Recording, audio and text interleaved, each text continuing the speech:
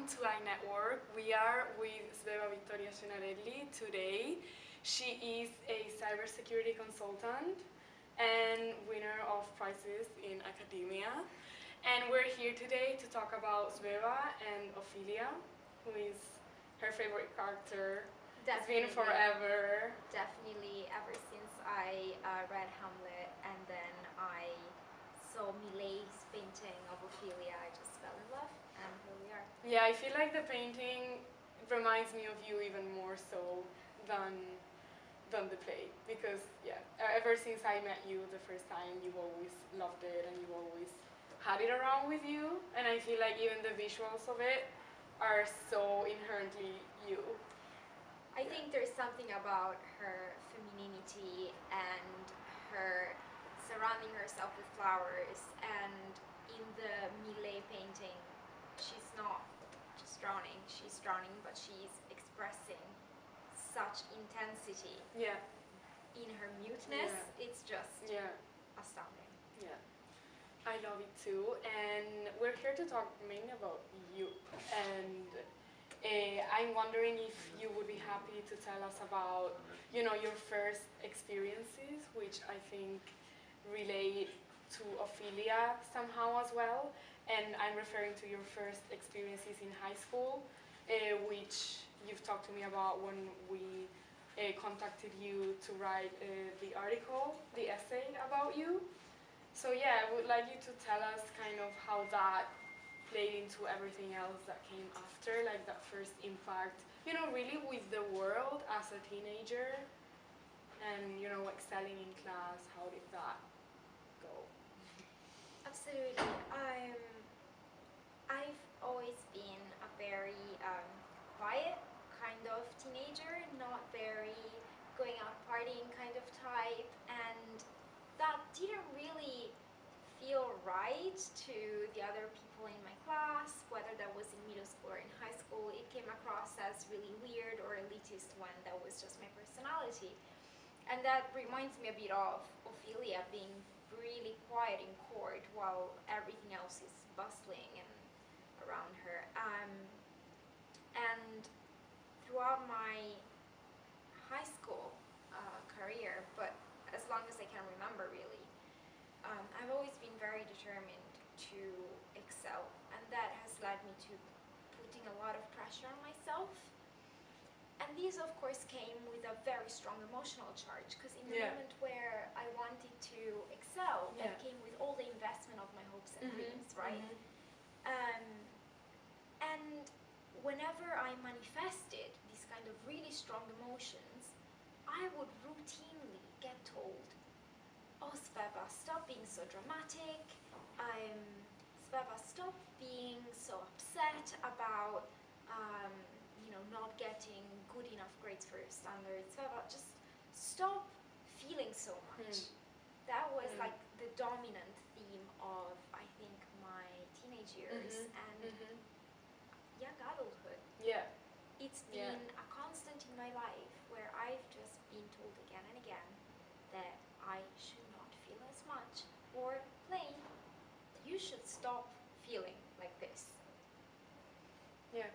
And also, since we're talking about context, I think since you grew up in Italy, where it's for different reasons to London, but I feel like both places have kind of, a premise of you not being that emotional, because in Italy, I think what happened to you as well was that you were outstanding and you were really ambitious, academically, and then that wasn't maybe the normal thing to do, right? And then when you got here, that was normal to be ambitious, but maybe it wasn't normal to be so emotional and vulnerable, right? Exactly. I felt like Ophelia in both places for exactly the opposite reasons that you just explained. So in Italy, being a voice outside of the mainstream, just saying, I want to excel in academia, I want to excel in my studies, get out of high school and go to an amazing university and study hard, was completely perceived as madness. Literally, when I was 15, everyone thought I was absolutely insane for planning far ahead and thinking of this. And this reminds me of everyone thinking that Ophelia is crazy when she is denouncing the corruption and the murders going on in the court and the misogyny. And when I came here, while I felt so much more at home in the sense of being in a nest of overachievers, the moment where I showed feeling, where I showed distress, physical and emotional upheaval, the pressure of being in such a competitive environment, or just for the most disparate reasons, then the routine reaction was, Sveva, oh, you're so dramatic, just get your stuff together, you can absolutely do this, there's no need to cry over it. But what if there is a need to cry over it? Which leads me to ask about, mental illness and how you started off with depression and then kind of developed into something else. How did that transition, it obviously sprung in Italy, where I believe what you've told us is that that's where it was worse in the beginning, and then it transitioned to London, and how did that change of context play out for that, and how did you do you feel like the social pressure to be, as you were saying, different than you were, how do you feel that influenced the illness? I think that at first, when I started having really intense symptoms of depression when I was 16, no one really had a clue what was going on. And then when I actually had a diagnosis, after months and months of feeling incredibly low and struggling to even get myself out of bed, everyone thought I was just, oh, she's gone bust, studying too hard has, cracked her mind. That was not it, clearly. Even after I had the diagnosis, nobody would actually believe me. The amount of times that I've heard, she's faking it, she's doing it for the attention, even she's doing it to boost her grades, which is absolutely insane, because if I wanted to boost my grades, I wouldn't skip 4 out of 5 days of lessons because I can't get myself out of bed. And in that context where mental illness is something to be ashamed of and that you don't really speak about, it was incredibly hard. I was fortunate enough to have understanding parents who actually encouraged me to go see a psychologist when they realized that something deeper was going on, and to have friends who were familiar with psychotherapy for different reasons that held me up. But at that time I felt incredibly lonely, and no one, not even my partner at the time, understood that it was not just sadness. When I came to London, I was absolutely astounded by the openness relatively to Italy. Indeed.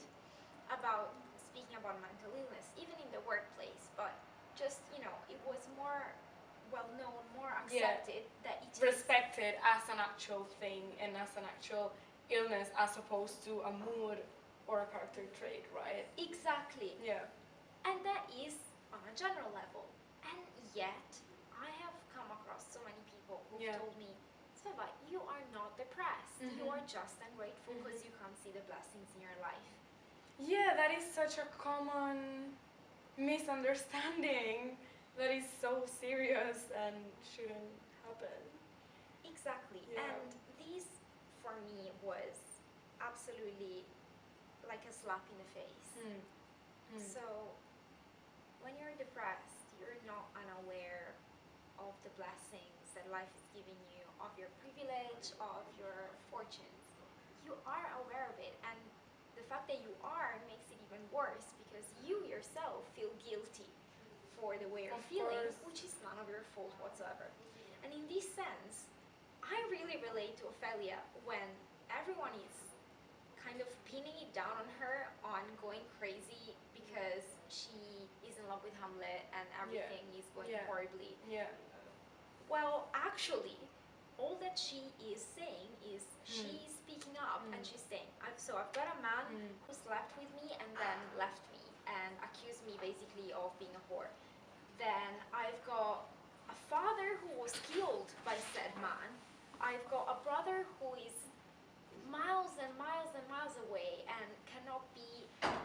support for me.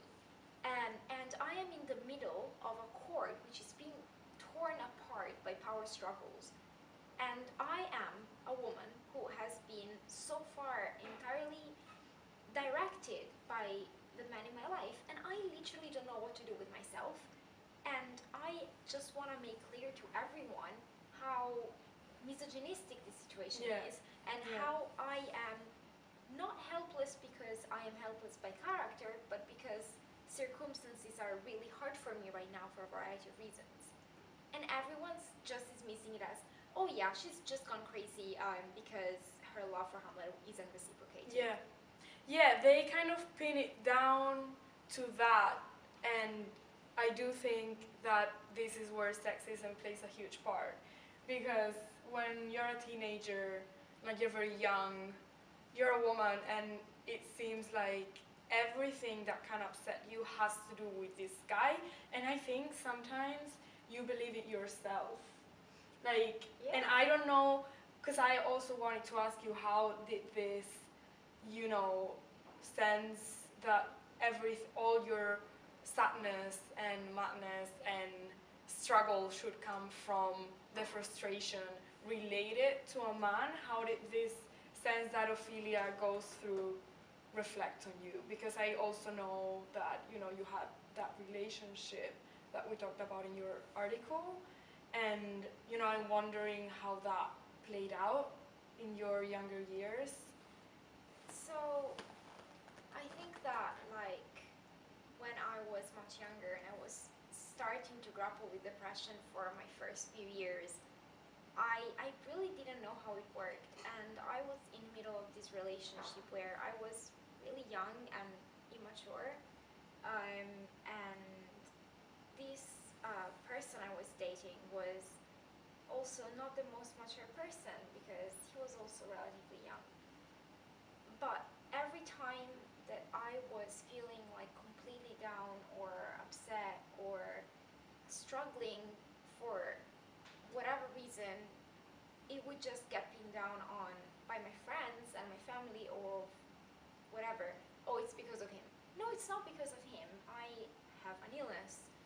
And when it actually was because of him, and I would raise it with him, then I would routinely get told that I was imagining things and the things that I was upset about didn't exist. So it was in a situation where my depression was being misread as relationship problems, Mm-hmm. uh, and or judged as, Sveva, you're feeling too much. And my actual relationship problems were being marked by my partner as, like, either me being dramatic or them non existing, when they were actual things that I was feeling and that I was seeing that were not okay. Yeah. And at the same time, where all this was happening and where I was being undermined in trying to express what I was going through, um, I had this thing which really shocked me, and it's really impacted me, and still I maintain it as a really pivotal moment where I gave my partner at the time a booklet with poems that I'd written, because that is my secret pleasure, and that I had written for him. Yeah. Not all of the poems I had Mhm. ever written, just the ones Mhm. I'd written for him, Mm-hmm. which I thought was the kind of, like, most heartfelt gift you could give. Yeah. You know, it was my voice made concrete for someone, and expressing my identity and my feelings on paper for someone. And his reaction was like, oh, thanks. Yeah. And after that, you know, when I inquired after a few months, like, have you ever actually read them? What do you think? He was like, oh yeah, they're nice. I mean, like, I don't particularly love the genre. And I'm like, so you're telling me that because you don't like the genre and because of whatever reason you are completely glossing over the fact that I have given you my life, my personality, my experiences, my thoughts, my feelings condensed, and I've offer them to you, making myself vulnerable, and you're telling me that they're whatever. And I am so grateful that at that point I decided to literally like never write a poem for him again or about him again, and just write poems for me. And I think that that is been so changing in my life and in my career as well, because now I just keep writing on the side. I wanted to say how, how was that transition from that relationship to coming to London and kind of being in that limbo for a few months of, being in London and pursuing your dreams more than ever, but still being with him, but already knowing that it wasn't gonna go on. And, how, how do you achieve that change? What would you tell a younger girl that is now going through that? What would you tell Ophelia if you could? About this sense of limbo and this sense of owing him something, even though he's clearly gaslighting and mistreating you in different ways. It's such a hard question, but definitely, like, I would have a lot to say. When I came here, I knew that it was the right place to be, because I had been working, not just dreaming, working to come here ever since I was 14.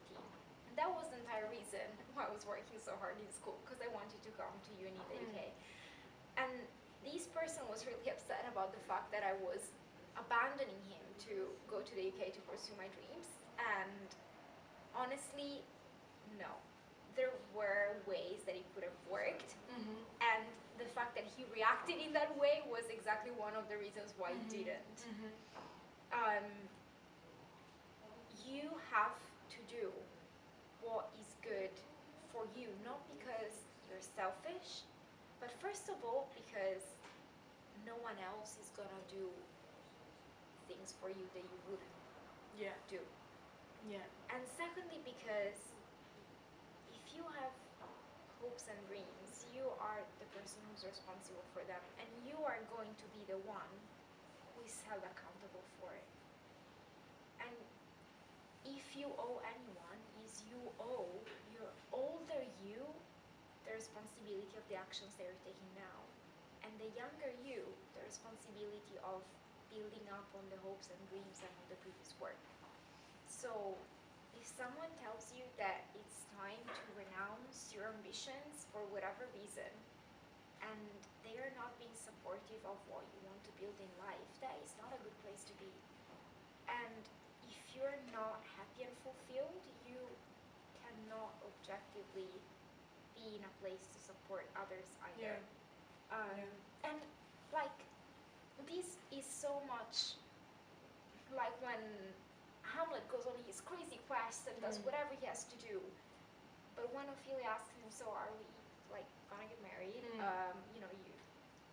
He's like, oh, you are undermining me, and you're just whatever. And Ophelia lets him go, but she also understands that he's out of his mind, because he's not being equally supportive of her having lost her father as she is of him being troubled. Clearly, there's a parallelism, there's a relationship between you and Ophelia that is clear, I think, to everyone. And I wanted to ask you, since you had this change in your life, since you had this newly acquired awareness and self-worth, I think, when you realized that he wasn't worth writing poetry for, he wasn't worth flowers, meanings, or, anything that you were putting an effort on. I feel like that moment of, this is where we've gotten, and now moving on, even though undoubtedly it left you sequela, because it just does. And I mean, the world is still telling you many things that aren't right.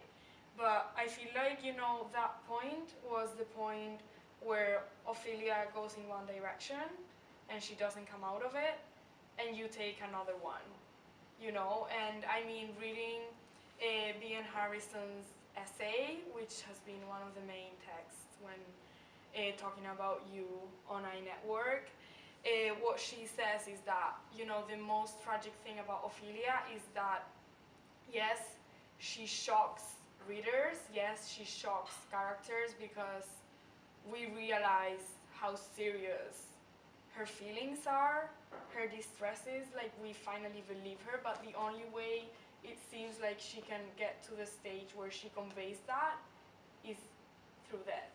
And how, you know, how do you think she could have acted in a different way to avoid that? Like, how do you think you had this opportunity to really, you know, shock people and win your place and just be this empowered woman that she didn't have? Like, what do you think, where do you think was the change that she should have made or could have made if she had the chance, and that you actually did do, and is the reason, you know, why you're here, and why, even though you keep fighting things, and it's never an easy way to live with mental illness, but what do you think enabled you to, you know, get to this new place that she never got to see? So I genuinely think Ophelia tried. I genuinely think Ophelia tried really hard.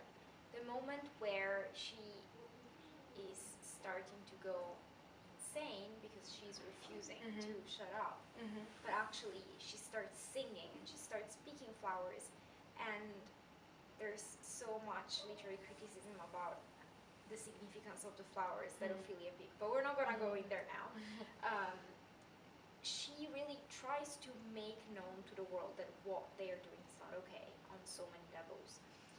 But because she lives essentially in a patriarchal society where there is no one who knows any other way, and she has been so manipulated by the men in her life who are the people in power, she just doesn't have a platform. She doesn't have anyone who she can objectively rely with and on. Even the queen, who is or should be part of her sisterhood, really isn't, because she's preoccupied with other matters, and she is of an older generation, and she can't relate with Ophelia's distress of the entire situation. She doesn't, usually she does empathize, she perceives Ophelia as a further element of unrest in a court that is already unrested enough, and so she just shuts her off. And I think that instead, Ophelia, in a much more positive and supportive female community, would have had a completely different fate already.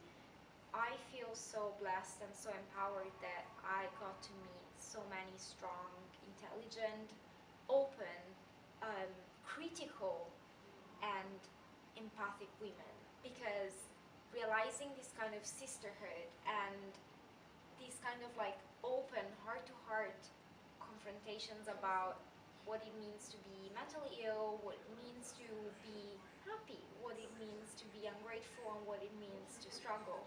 It's really empowered me to find my own navigation compass, regardless of how others mark my experiences from the outside. This community, which is a safe space, is what Ophelia didn't have. And also, really, we are in times where we are starting to accept, slowly but surely, hopefully, what mental illness really is about, that it's a condition that doesn't really depend on you per se. We're also starting to learn more about emotional abuse or gaslighting, and, you know, at the time of writing Hamlet, all these concepts were out of reach. Let's put it that way. But if Ophelia were living now, I would definitely say, speak up, like, please sing, please say, because that is literally the most subversive thing that you can do. And please that is the most subversive thing you can do. And her only way to be subversive was dying. Instead, now, in a world where people still want us to be quiet and capitalism wants us to be machines, the most radical thing you can do is really embracing your own individuality, your own personality, and saying, you know what, I can be successful, but on my conditions, and my conditions are me being me, and me feeling what I'm feeling, and still working and still doing, but without losing my voice. And in fact, this is tying back to privilege versus non-privilege. If you speak up, you can speak up to elevate yourself, you can speak up to elevate others. And the moment you start getting the water through, it then becomes a little ripple, and then it becomes a flood when you open the gates for others to speak as well. But if you don't take the initiative and if you relinquish your voice, there is no other fate for you than to just drown in the river. And the river of silence, the river of you just gotta go with the flow, right? Because you cannot feel that much. You shouldn't feel that much. Exactly. Talking about capitalism and talking about how everything has affected you to, you know, at first kind of hinder yourself, but then you have had the, you know, the ability for whatever reason to come through and to actually exist as yourself. What new perceptions of life and of you have you been able to grasp thanks to the act of living, existing, looking at yourself, being yourself, like taking away this lens, this toxic lens? What has it made you access about really the meaning of life and the meaning of you that you couldn't have if you had been, you know, still bounded in that mindset? So I think that the most upside down thing that I heard over and over again is exactly this, that to display so much emotion and that to feel so much is a weakness. And I've heard it so much, and I'm not gonna lie, at some point when I was struggling to get through my exams and I was struggling to get through internship applications and all these, like, you know, university student kind of situations, I actually almost believed it. And I thought, I'm just gonna shield myself from all of that and not feel anything. And first of all, turns out it doesn't work. Surprise, surprise. And second of all, it made me completely disconnected from what really matters. I think being empathic, but also just feeling, is not a weakness. Feeling is powerful. Your feelings are there for so many reasons. Weakness is not being willing to embrace them. Weakness is not being inquisitive or patient or brave enough to pick them apart and understanding why you're feeling what you're feeling. Weakness is being feelingless because it's easier. Absolutely. And it also takes apart so much of what makes us human and what differentiates us from a computer. We are people who feel because that's part of our nature. If you take that away, then what are you? And also, everybody feels to different degrees, and there is no need to stigmatize anyone for the level to which they feel. But then don't turn in anger at the people who feel more, because they are going to be invariably the people that you will go and seek when you need to talk. If you ever are brave enough to do so. Absolutely. Sveva, thank you so much. Thank you so much. I think your experience can make a change in many people's lives that learn, you know, how you navigated this, which is why iNetwork loves you. And you are amazing. Thank you so much for visiting us. No, thank you for inviting me. It's been pleasure to be on iNetwork. I hope this has made you see how important you are as a person. Even though capitalism tells us we're like machines, but turns out we're not. Turns out we're not, So, again, but that's our strength. Exactly. Thank you so Exactly. much. Thank you so much, everyone. You can read the article on Sveva on iMagazine, and we wait to see you here next